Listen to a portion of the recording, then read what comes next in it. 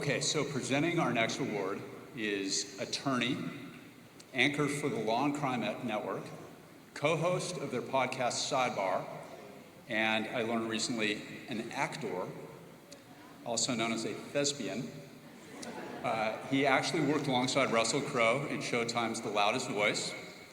And I was actually privileged to sit on a panel with him last week in New York for Elizabeth Vargas. And you'll see in a minute, for those of you who don't know him, we're sitting on the set, and she's asking us very, deep questions about an ongoing murder case in Los Angeles that some of you are following, probably. And it's live TV, which is a different gig, and I keep looking over, and his hair is perfect. As you're about to see. So please welcome to the stage the Justin Timberlake of true crime, Jesse Weber.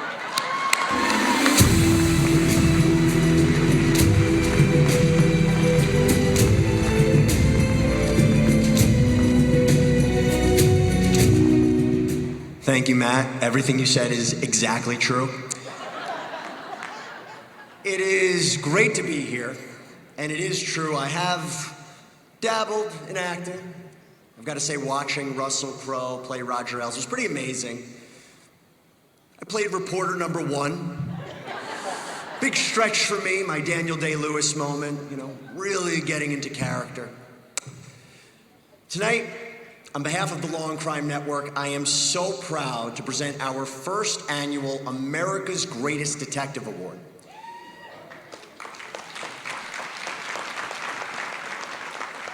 Now, this award recognizes and honors the individual or team behind some of the most stunning and effective investigations in recent history. And not only will the winner be honored and crowned with the title of the 2023 America's Greatest Detective, they will also receive a $5,000 cash prize. The nominees include a lead investigator from Ohio, a Texas prosecutor leading a conviction integrity unit, and a New York-based genetic genealogist. It's time for you to meet these dedicated and inspirational nominees.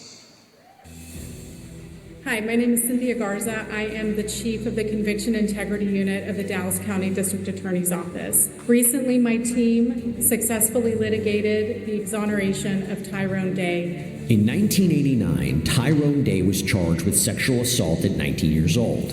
He accepted a plea deal by prosecutors and was sentenced to 40 years in prison. In 2015, after serving 26 years behind bars, he was granted parole, but had to register as a sex offender for life. 7 years later, he's walking a free man, thanks to the work of Garza and her unit. They excluded Tyrone Day from the crime scene by uncovering DNA evidence. Garza's unit also tracked down a witness who identified Day in 1989 without even seeing his face.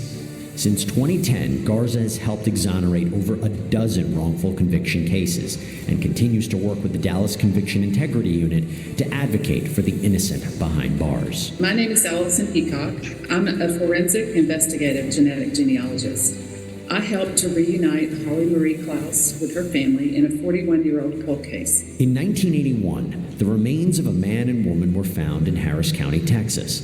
With no DNA technology available, the remains weren't identified and the case went cold. Behind the scenes, genetic genealogy was making its way into the world of forensics, combining DNA evidence with family history to advance the search for unknown remains cases.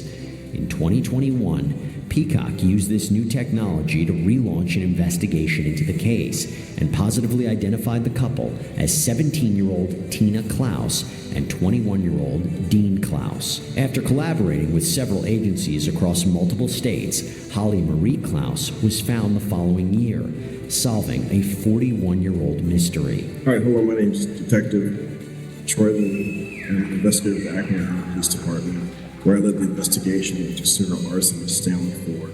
The case starts on Fulton Street in a suburb of Akron, Ohio, between 2016 and 2017. 2 houses went up in flames, leaving 9 people dead.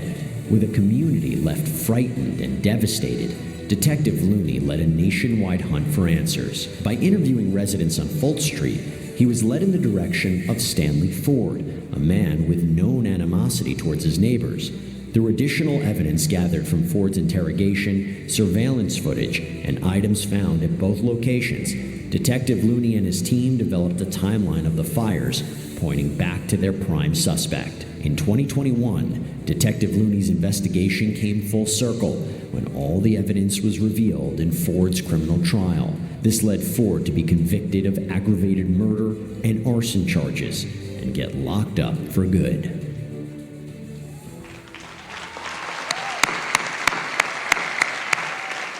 And the winner is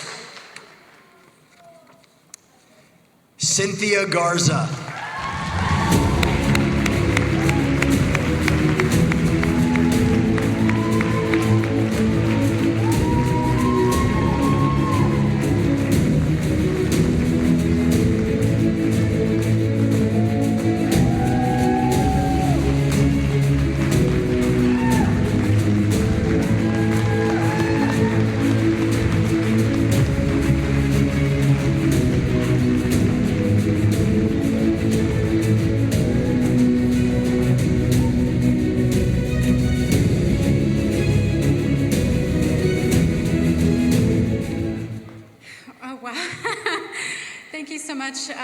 Jesse, Law&Crime, CrimeCon, and to everybody who voted.